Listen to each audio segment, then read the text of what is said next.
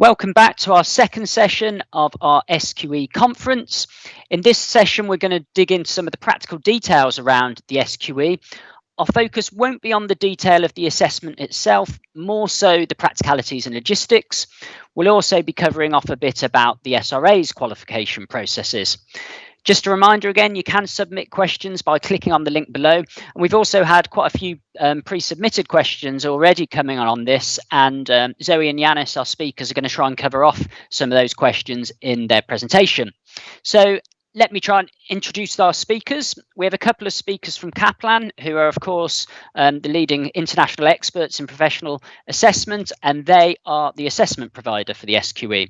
So firstly, we have Zoe Robinson, who's Director of Learning and Qualifications at Kaplan. Originally, she qualified as a chartered accountant at PwC.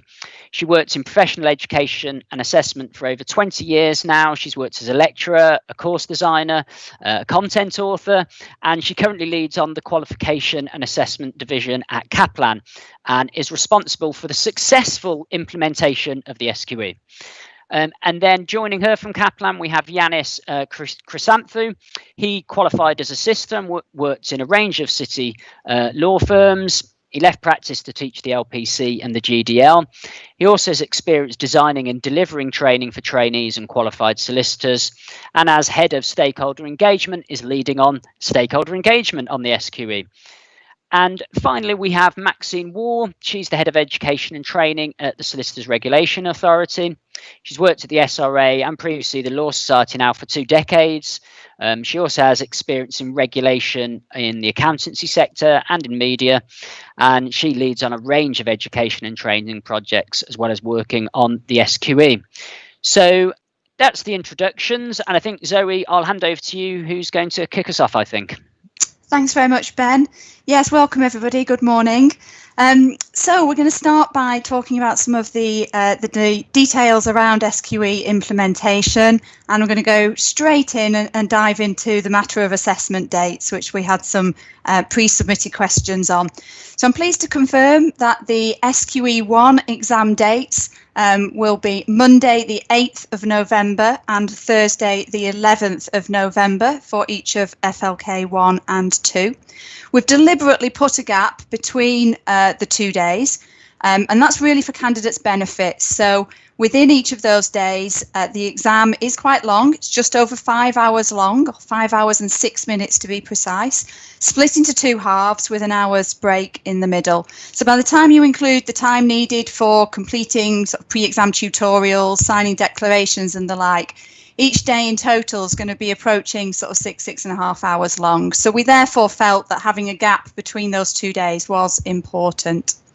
SQE2 will be in April 2022, most likely in the second half of the month, since Easter is relatively late in 2022, and we will confirm the exact dates for SQE2 in April next year.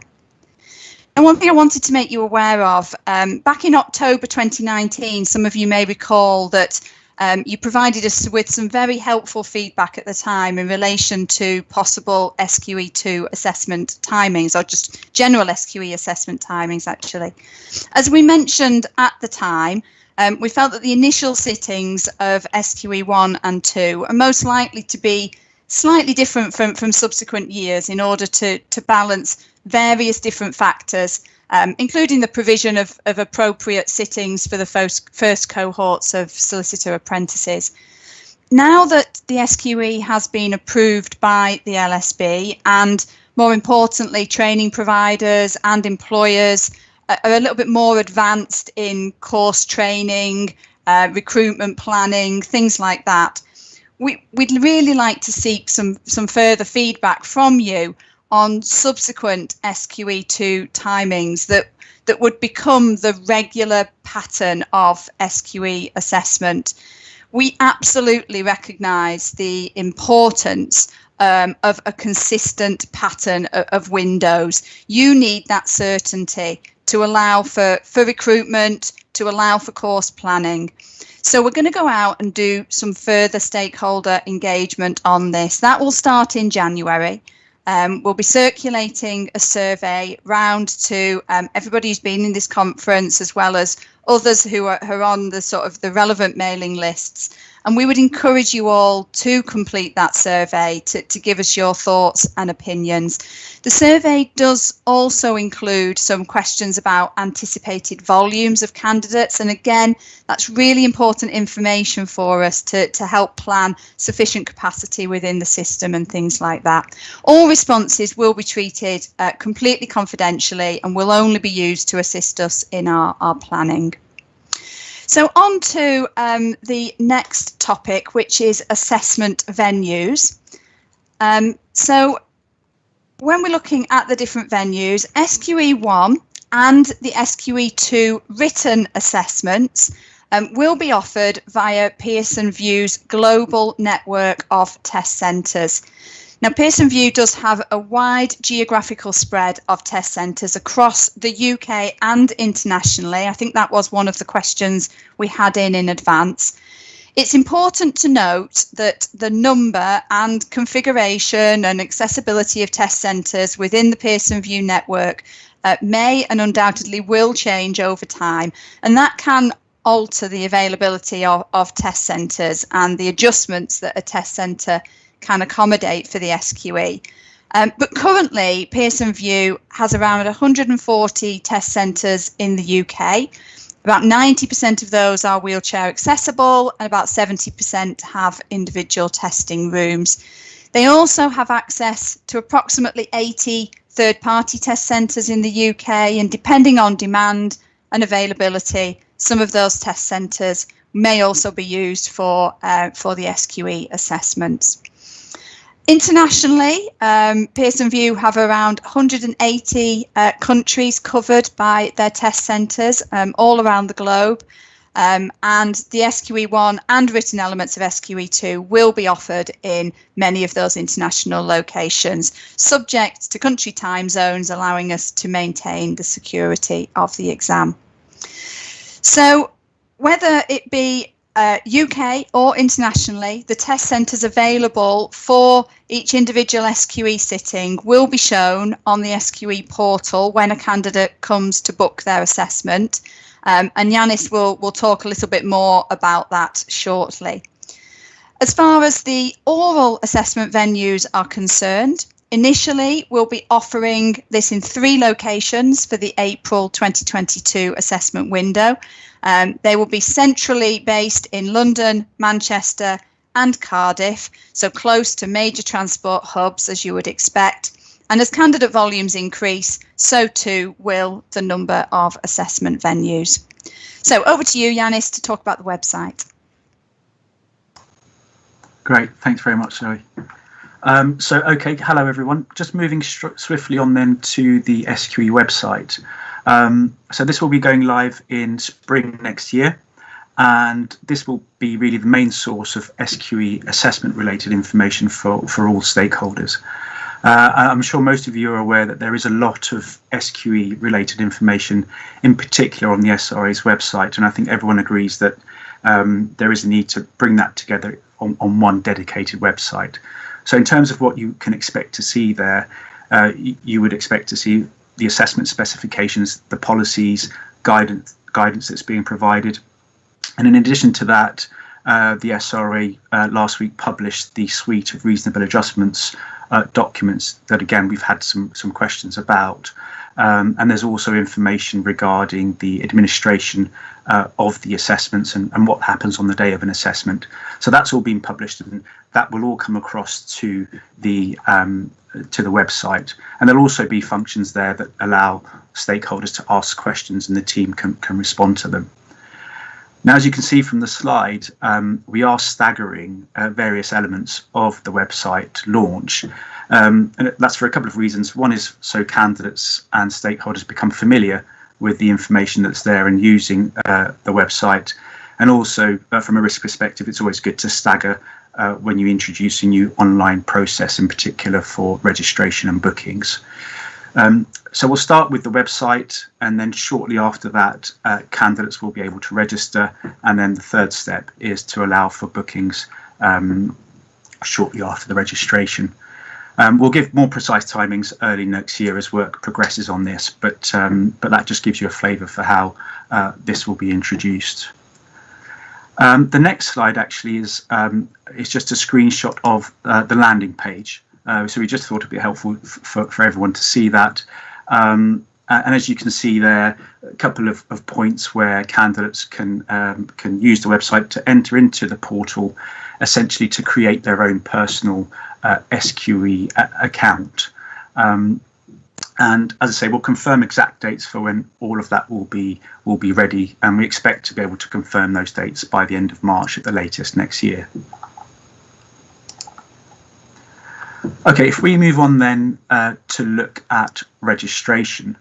So we'll look at how individuals can register as a candidate on the SQE portal. And again, we'll show you a couple of images that will help kind of demonstrate that. But I think the key points here are to note that it is an online process using the SQE portal, and candidates register and create their own personal profile. And then from there, they can book their assessments. So the next slide shows the start of the registration process. And as you can imagine there, there's a point where candidates enter their email address and a password as part of setting up their account. So relatively straightforward process there. And the next slide again just gives you a flavour for the fields that need to be completed. So candidates will enter their personal details, and as part of that registration process, they will also be asked some questions around EDI to allow us to collect data on that. And they will also be asked to upload their identification so that can complete their registration. And then the next slide actually shows the page where a profile has actually been set up and an account is there for the individual candidate. And as you can see there on the right hand side in the dark red box, it shows you the elements or the areas that candidates can then access. So they can go on to look at what reasonable adjustments they may have requested. They can access their results, and they can access their bookings and see what exams that they want to book or make bookings. So it gives them a complete area from which they can access their own personal profile. Moving on then to the next element, which is actually booking the assessments. And again, we have had some questions on this. So we'll cover briefly both the process and the timings for this.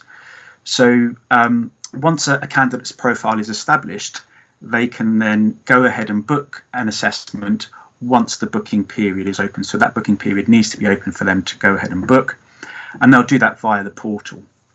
And I should say here that, of course, we recognise that some candidates, in particular candidates that have a disability, may not be able to use the portal or may find it difficult, both for booking an assessment and also registering as a candidate. And the reasonable adjustments documents do provide that they can contact us, and the team at Kaplan can help them, and we can find alternative ways to help them set up their account and indeed book their assessments. So, but we do envisage that the majority of candidates will be using the portal.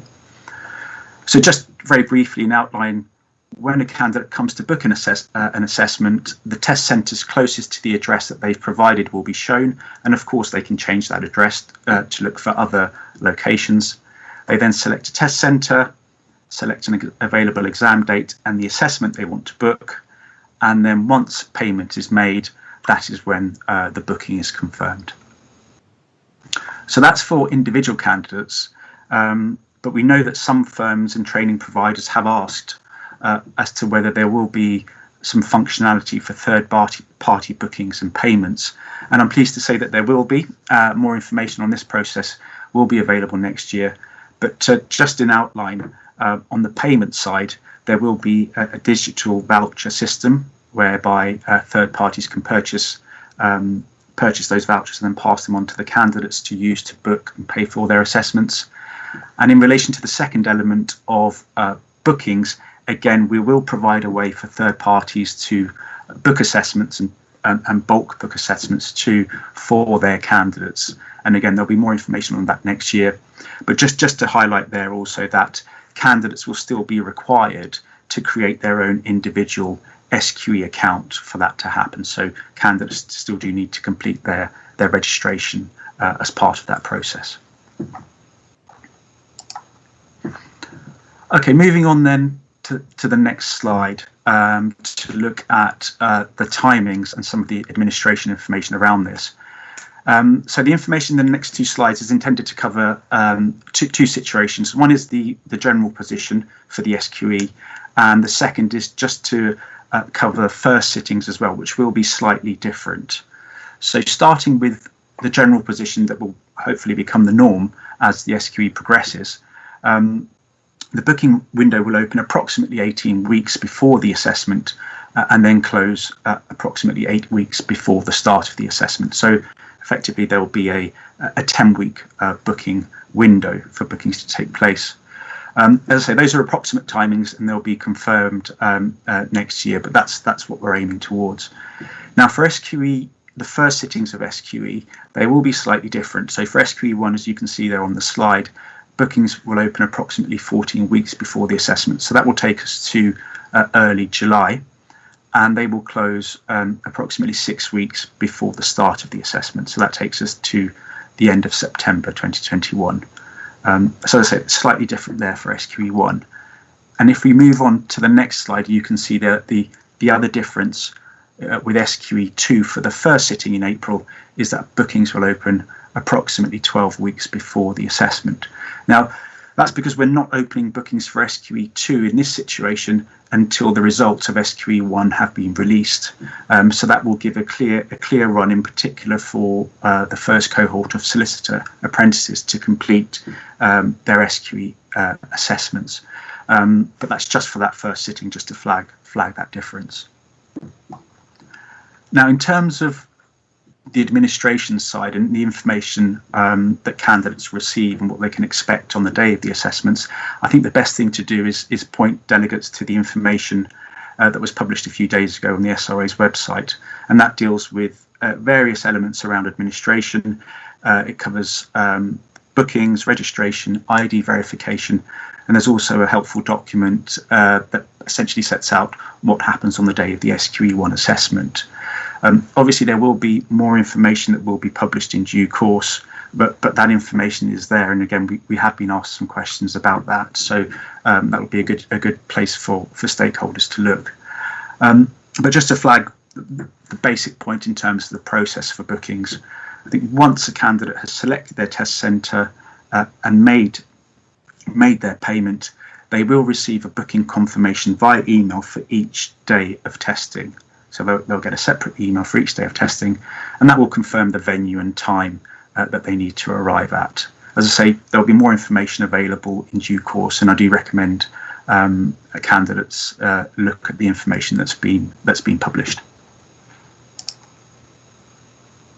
Okay, then moving on to the next section, which is results. So we've looked at the process for registration, booking assessments, a little bit of information around the administration side, and then the last part is in relation to results. So candidates will be notified by email that their results are available, and then they need to access the portal securely to then have access to their results. So that's the way that the process will work. Results won't be sent to third parties apart from where we have solicitor apprentices. That's just due to the nature of our obligations as the endpoint assessment organisation for solicitor apprentices. And then finally, in terms of the timings, again, we have been asked some questions around this. At the moment, these are approximate timings and they will be confirmed next year. But for SQE1, we're aiming for results to be released approximately 8 weeks after the end of the assessments, and for SQE2 approximately 14 weeks after the end of these assessments. But please, I would note that these are approximate timings subject to confirmation, and of course if we have public holidays that fall within that period, then we need to consider the impact of those. So to give you an example, for SQE1 in particular, we're very conscious that Christmas falls within that period, so we would have to factor in into the equation some extra time to cover that period. Okay, I'll hand back to Zoe for the next section. Thanks, Yanis. So I just wanted to touch on a common topic that most people are touching on at the moment, and it's quite understandable that we and the SRA have received a number of questions about delivering such a high-stakes assessment within a global pandemic. I want to stress that the current planned assessment delivery, as laid out in the assessment specification, remains our priority. It's the fairest, most reliable, accurate and secure way to deliver the exams. But we have demonstrated through the operation of QLTS this year that we can deliver these assessments in the midst of a pandemic. So since the first lockdown came about in March, we have successfully delivered socially distanced versions of both the QLTS MCT and OSCE to many hundreds of candidates. And I'm proud to say that every candidate who has been willing to sit an OSCE since lockdown has been able to do so. And we've received some fantastic feedback. We've put a couple of quotes on the slide here. One candidate even said that they thought we should take over running Transport for London, which I thought was a great quote for us. Our MCT in January is being set up within social distancing parameters, and we look set to have more candidates sitting that exam than we have ever had before. In fact, over 50% more than we have ever had before. So that if we can do that with social distancing restrictions in place, then that gives a lot of comfort. Of course, as part of our business continuity planning, we are investigating remote proctoring.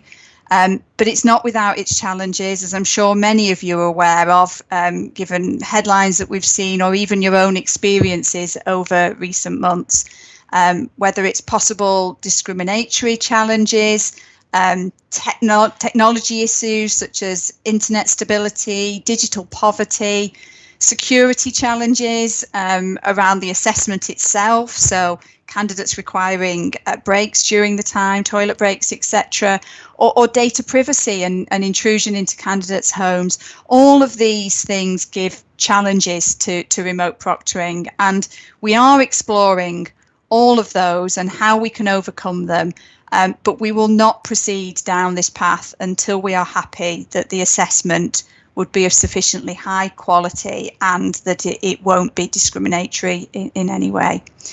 We are also investigating alternative assessment models that could be deployed, although we do very much see this as a last resort. So the GPs have taken this approach, for example, and we're not discounting it as an option. But as I started out saying, we remain firmly of the belief that the current assessment specification presented is the fairest and most reliable way of assessing the competence of our candidates. So final couple of slides from me then, and this is a topic very close to my heart. So with the design of the assessment now finalised, I'm pleased to say we are expanding our team at Kaplan ahead of the delivery of the first assessment, as you would expect. We are looking to recruit a number of individuals to join the Kaplan SQE team on a permanent basis. The roles that we're looking to recruit over the next 6 months are listed on the slide, and the ones in bold there are the ones that require the candidates to be solicitors. More information can be found on the Kaplan website using the link on the slides that will be circulated afterwards. And then on the next slide, in addition to permanent roles, we are also looking to expand our team of freelance solicitor examiners. We've got an excellent, very experienced team that we use for QLTS delivery, but of course the larger scale of SQE means that we will need more solicitor examiners. So we're recruiting across quite a range of examiner roles, as you'll see listed on the slide. We will provide appropriate training and guidance for all of these roles. So if you're interested, please complete the expression of interest form on the Kaplan website, and again, link on this slide. We'll ask for some basic information, backgrounds on your practice experience, which roles you might be interested in, etc.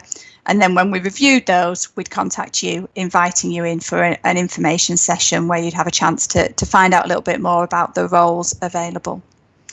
So Maxine, over to you for the final slides.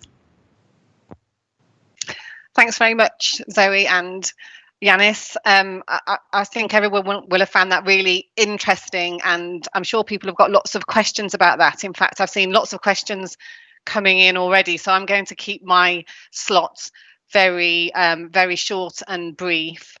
Obviously, as you've heard from Zoe and Yanis, there's already lots going on in terms of developing the SQE assessments. But there's also quite a lot going on as well to get ready for the qualification system itself and getting ready to admit people as solicitors. So I just wanted to update you. I do apologise, as I expected. Whenever I speak, my cat does come and join me because she remembers that I'm in the house. So I do apologise. She's just jumped up in front of me. I just wanted to update you on a few things that will be happening next year in terms of the application for admission as a solicitor. So obviously the regulations themselves come into effect on the 1st of September next year, and from that point anybody will be able to apply for admission as a solicitor. Although of course not many people will actually be able to apply for admission as a solicitor from the 1st of September, because most people will have to take the SQE1 and SQE2 assessments, but there may be a small number of people who are exempt from the assessments who would be eligible to apply for admission from the 1st of September. But prior to the 1st of September, there will be a couple of application forms also available. Julie has mentioned them briefly in her slot earlier. So any qualified lawyers who think they're eligible for exemption, they will be able to apply to us to have that exemption considered from spring next year. And secondly, anyone who's already completed a period of qualifying work experience will also be able to apply to us from spring next year, just to register that qualifying work experience. And just to be perfectly clear, people don't have to tell us in advance when they are starting their period of qualifying work experience, and neither do they have to register their qualifying work experience with us until they actually apply for admission. But if someone's got a period of work experience, maybe a historical period of work experience that they want to register with us, if they effectively want to bank that with us, then they can do that, and they'll be able to do that from spring next year. So if you're a solicitor or a COLP or an employer, or even if you're in charge of a law clinic, you probably want to think about what you would do if someone comes to you in spring next year and asks you to sign off their qualifying work experience. Do you want to put in place any particular systems or processes for anyone who comes to you at that point to ask you to sign off any historical qualifying work experience? And then the final thing that I just wanted to bring to your attention was the information that's available on our website about the transitional arrangements. We did publish the information about transitional arrangements some time ago, so this is arrangements for anybody who's already started on the current system. And we have had some feedback about those arrangements, and I want to thank everybody who did feedback to us. And because of the feedback, we have made a couple of amendments to those transitional arrangements.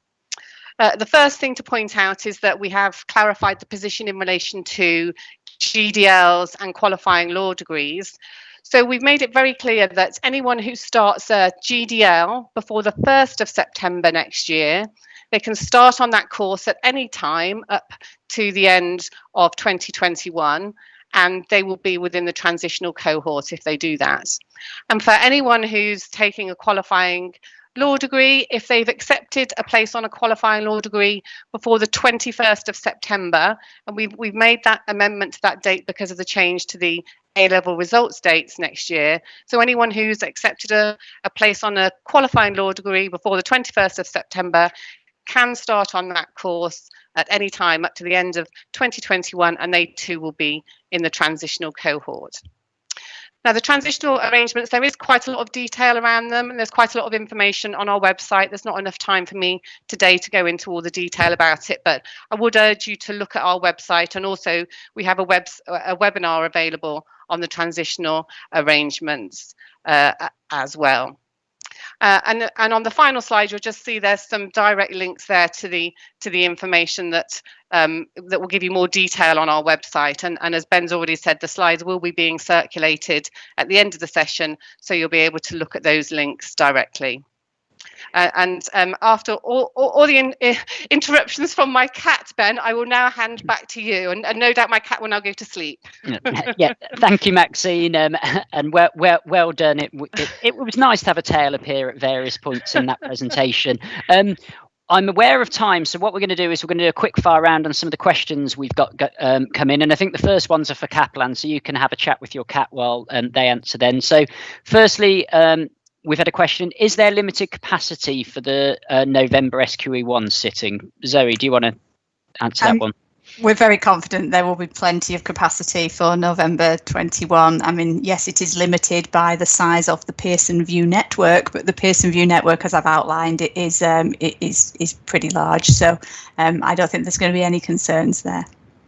Excellent. And then we've had also the question, Yanis, I think you covered reasonable adjustments and that they'll be made on a case-by-case basis. But can you give an example of any of the types of reasonable adjustments that might be available?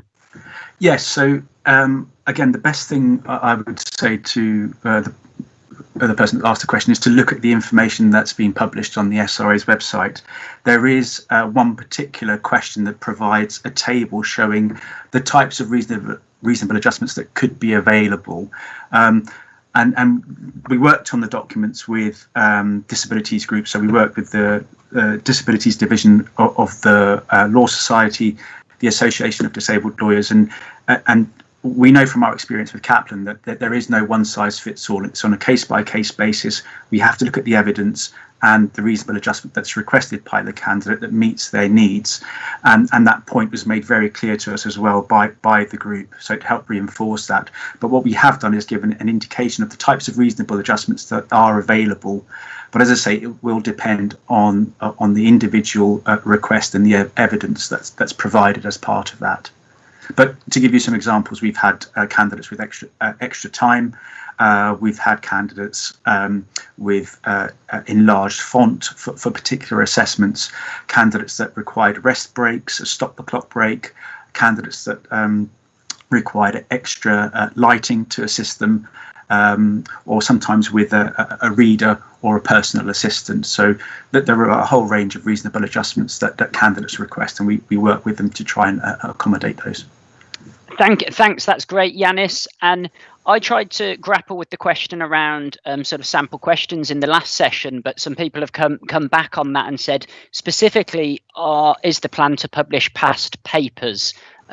Zoe, is that one perhaps you could pick up? Are we going to be publishing past papers? Yeah, sure. No, we're not going to be publishing past papers. The sample questions are out there, and they are there to give a good reflection of what candidates can experience. And I'm sure training providers will do a tremendous job of creating lots of practice questions for candidates to work on. Great. And let's go on to you mentioned the recruitment, I think, Zoe, at the end of your presentation.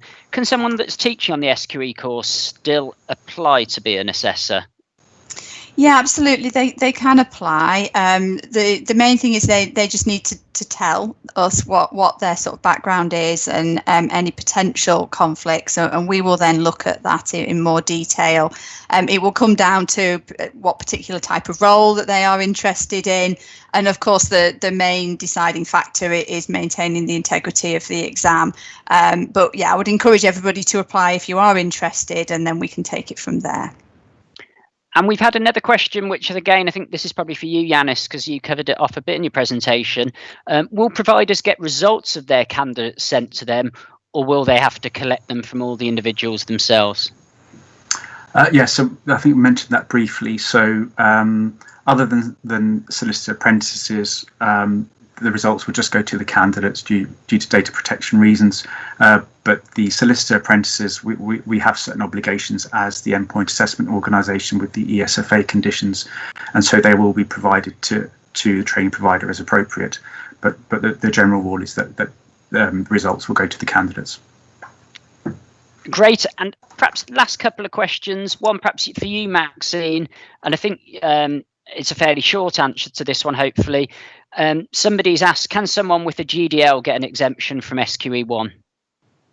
Yeah, okay, so I guess there's two things to think about in response to that question. First of all, anyone who's got a GDL, of course, is in the transitional cohort, provided that fell within our transitional guidelines. So they could continue to qualify under the current system. They don't necessarily need to take the SQE.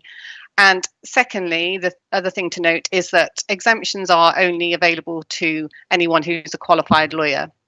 Not to somebody who's not yet qualified. In terms of exemptions, we would be looking at whether another qualification is equivalent in content and standard to any of the SQE assessments. So we would be looking at whether it was equivalent to SQE1, and have to say that the GDL would be unlikely to be equivalent in content and standard to SQE1. That's great, Maxine. And what we mean by qualified lawyers, just in case people are knowing, it's people like barristers or people who have qualified overseas. There is a brilliant webinar on the SRA's website, which I might be talking to Julie Brannan about. Lots of detail on that. So if you've got queries about that, go and have a look at that webinar. I think we've come over time again, so I will. I'm getting stern looks from our productions people, and so we better bring the session to a close there. But I will ask one final question, which is, why is the 3 venues for SQE2? Why is it rising to 5, and is there potential for more? Why is that one either Zoe or Yanis you could answer? Yeah, so in terms of the 3, we're looking at candidate volumes, and we're determining the places that are most likely to have the sort of the largest volume of candidates near to them. We will continue to monitor candidate volumes and the sort of locations, and we'll adjust the venues accordingly. Okay, that's brilliant. We have had there's a few questions we haven't got around to answering, and some of them are actually quite detailed and specific, but we'll try and pick those up afterwards. But otherwise, thank you, Zoe, Yanis and Maxine for that session. I hope people found that useful. Go off and look at the website. There's also some useful visuals we'll be pulling together to show the journey through registration that we'll be publishing shortly. The next session will be how providers and firms are preparing for the SQE, and that's going to start at 11:30. Use the link that was sent out to you to log into that. A shout out again, if this is your last session, click on the evaluation below. But otherwise, look forward to seeing you for the next session. Thank you.